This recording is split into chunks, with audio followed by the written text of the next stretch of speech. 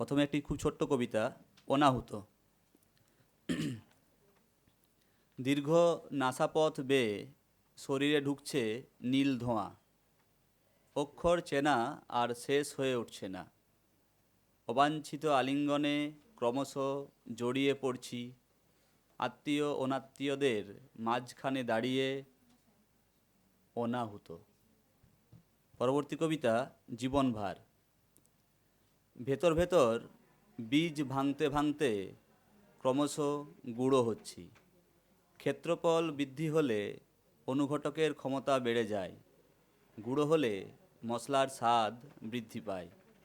মুহূর্ত ভেঙে টুকরো টুকরো হলে জীবনের স্বাদ কি বাড়ে সতীনাথ? আবারও হয়তো ফিরে যেতে হবে মুহূর্তের কাছে, শঙ্খ চক্র গদা পদ্ম হাতে নতজানু হতে হবে জীবনের কাছে।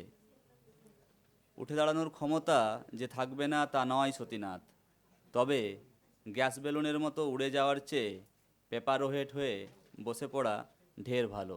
ধন্যবাদ।